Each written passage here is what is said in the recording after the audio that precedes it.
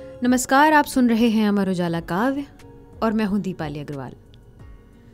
कवि केदारनाथ सिंह जी की एक कविता है शहर बनारस पर।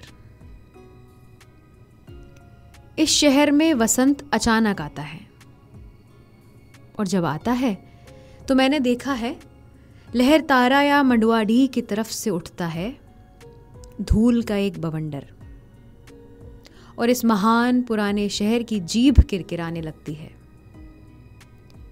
जो है वह सुगबुगाता है, जो नहीं है वह फेंकने लगता है पचकियां।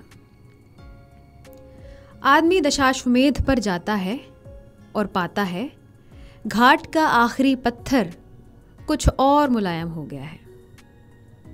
सीढ़ियों पर बैठे बंदरों की आंखों में एक अजीब सी नमी है और एक अजीब सी चमक से भर उठा है भिखारियों के कटोरों का निचाट खालीपन।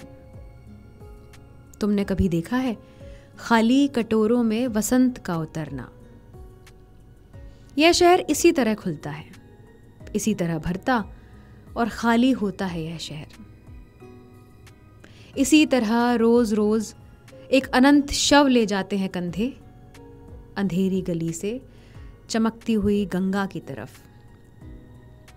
इस शहर में धूल धीरे धीरे उड़ती है, धीरे धीरे चलते हैं लोग, धीरे धीरे बजाते हैं घंटे। शाम धीरे धीरे होती है। यह धीरे धीरे होना, धीरे धीरे होने की एक सामूहिक लय दृढ़ता से बांधे है समूचे शहर को।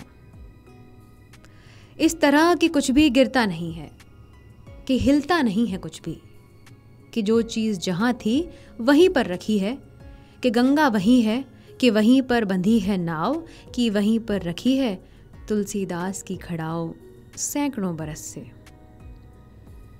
कभी सई सांझ बिना किसी सूचना के घुसाओ इस शहर में, कभी आरती के आलोक में इसे अचानक देखो। अद्भुत है इसकी बनावट। यह आधा जल में है, आधा मंत्र में, आधा फूल में है, आधा शव में, आधा नींद में है, आधा शंख में।